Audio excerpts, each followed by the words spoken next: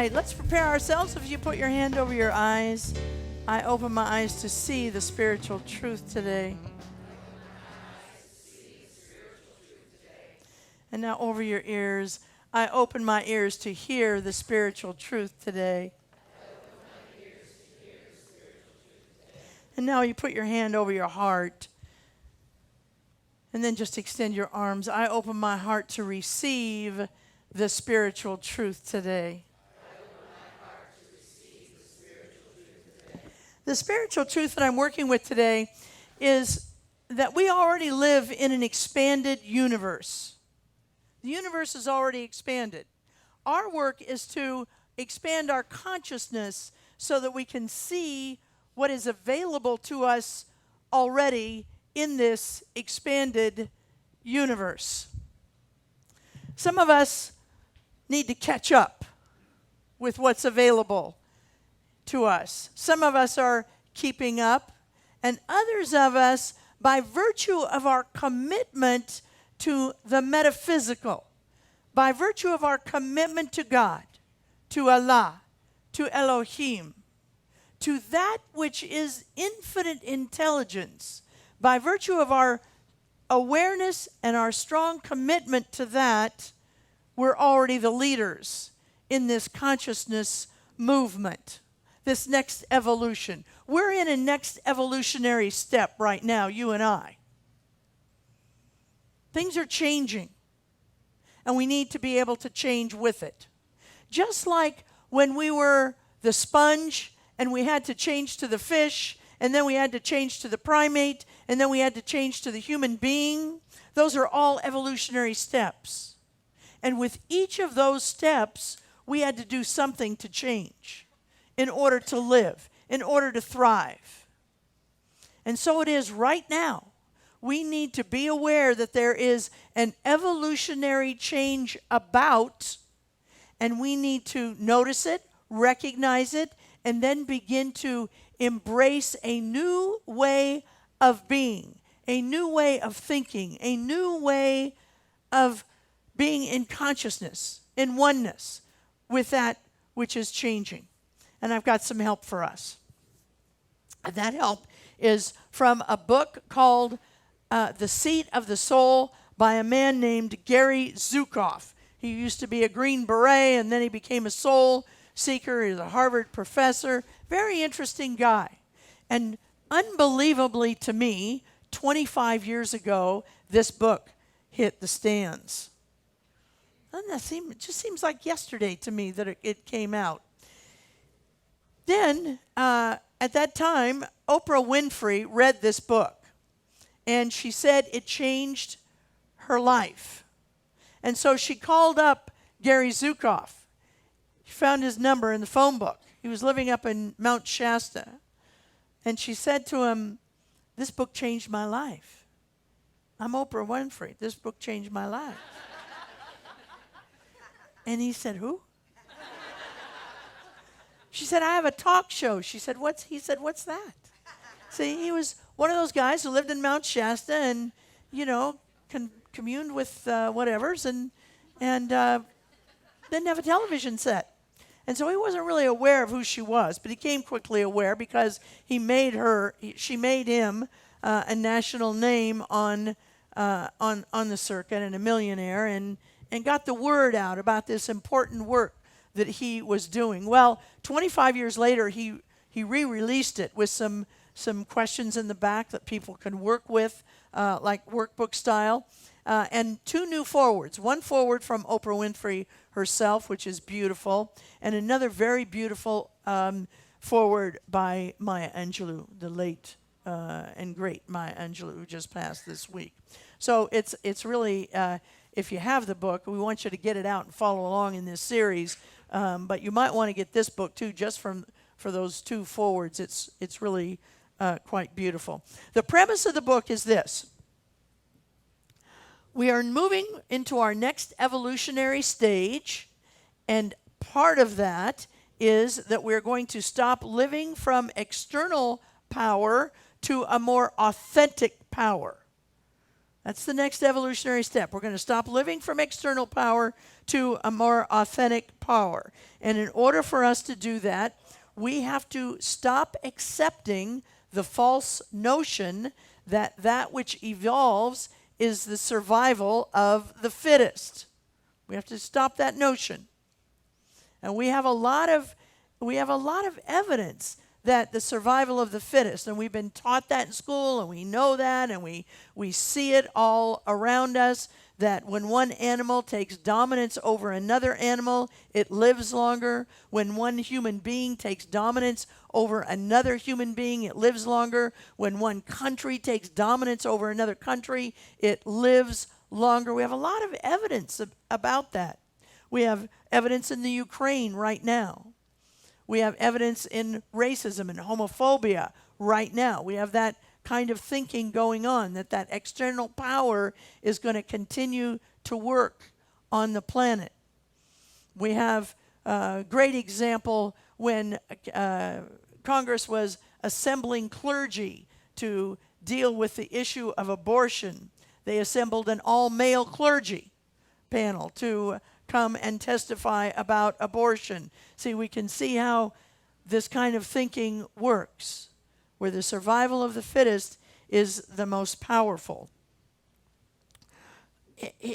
And not only globally, but we also see it personally. We see it in marriages. I spent a couple of hours last night in an emergency room at one of our hospitals, and I can see that is still going on. The knifings, the shootings that were still there in the emergency room, the women who came in battered in the emergency room. We're still with that old notion that we are in, and that's the past. We need to catch up with the future, in which we are an evolving species. He calls that external power. I call it bully power, but it's the same thing. Here's what he says about it on page 9. When power is seen as external, the hierarchies of our social, economic, and political structures, as well as the hierarchies of the universe, appear as indicators of who has power and who doesn't.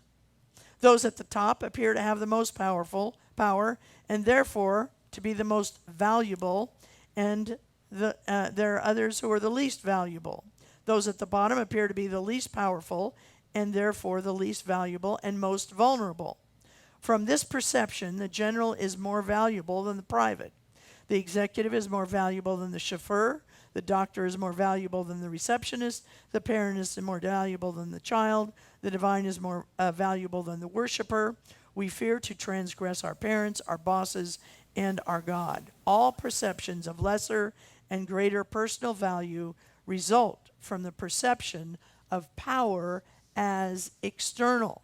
So when people say there are no solutions to so many of the things that face us right now, here's the solution. Stop thinking of power as an external thing and begin to understand it as an external way of being. Here's the problem. When we start thinking of power as external and we start seeing it hierarchically, we start living in fear. We live in fear that we are not the most powerful, and therefore we're the most vulnerable. We live in fear that somebody who is powerful is going to hurt us because they have the power.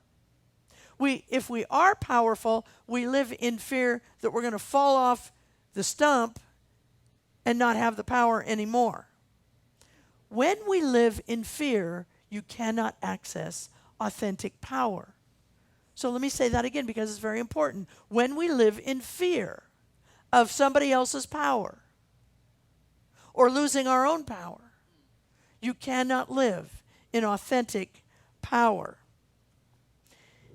Zukav says this. He says, in order to understand this concept of external power and internal power, we have to begin to understand and disengage from being 5 sensory human beings. The next evolutionary step is that we become multisensory human beings in our life. 5 sensory human beings are sense, what we see, what we smell, what we hear, what we taste, what we feel. Those are how we're decoding our planet right now, and only that way.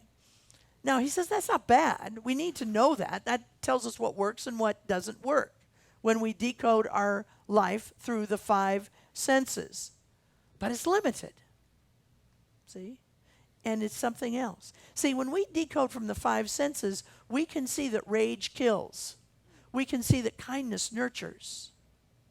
When we decode from the five senses, we can see that knives cut human beings and they also cut beautiful cloth to clothe us. We can see that. The problem with decoding our life through five senses is it's all in the past. You can only decode that which has already happened. In order to step into this next evolutionary life, this way in which we understand the authentic power, we're going to have to go into being more multi-sensory people. Because when we're five-sensory people and we're only decoding what's happened in the past, we're looking at fact. But we're never looking at truth. See? What happens is if you get dumped, that's a fact. That you're lovable is the truth. You don't have any money right now, that's a fact. You are an abundant being, that's the truth. But you can only do that through being a multisensory being. You can't see it through being a five-sensory human being in your life. But it's scary. Being a multisensory person takes faith. Takes faith. I want to read you a little story about the kind of faith, the level of faith that we're talking about here. It's a story about a couple of twins in utero. Imagine twins lying together in the womb. They are having a discussion about what happens once they leave the womb. Just as twins often do, they argue. This one believing there is no life beyond the womb, the other believing the opposite. The believer twin repeats what he has learned about it from his emerging intuition, that there is more, namely, that they would both, upon birth, enter a new and spacious realm, that they would eat with their mouths, see distant objects with their eyes, and hear with their ears, that their legs would straighten and they would stand erect and traverse vast distances on gigantic nurturing earth, replete with oceans and rivers and lakes. Above them, they would stretch a starry sky. The other twin, who believes only in which he can see, jeers at the other's naivete and fantasies. Only a fool would believe all this nonsense. It makes no sense to the rational mind. The more the believer would go on and elaborate and describe in detail the features of his new existence, the more the rational one would mock and ridicule him. So the believer asks, "For you, my twin, my enlightened one," see the mocking, that's what happens to us, "what do you believe is in store for us when we leave the womb?" Simple and obvious comes the reply. Once the enclosure opens and you are torn away from this world where your food and drink and shelter are provided, you fall into an abyss from which there is no return. You might as well have never existed at all. In the heat of the argument, the womb opens, the naive twin slips outside, the remaining twin is shattered by his tragedy that has befallen his mate. All that is heard are the loud noises and shouting and flashings of bright light, and that is birth. See, what we're looking to do here is to birth ourselves into a new stage in the evolutionary process of humanity. And in order to do that, we have to be willing to, it's not look at what is out there, but see it as fact and not as truth. To see not as a foretelling us of what's to come, but simply retelling what has already happened. Foretelling us of what to come comes from the multisensory state in which you are taking a look at your inhibition and that other part of you. See, Zukav says this: Our wisdom is in our heart and in our soul. It's not in our personality. Our personality we get at birth, he says, and we leave at death. And it's the storehouse of every screwy thing and joyful thing that has ever happened to us. And not only is it the storehouse, this personality, but in addition to being the storehouse, it also has a voice. We often call it the committee.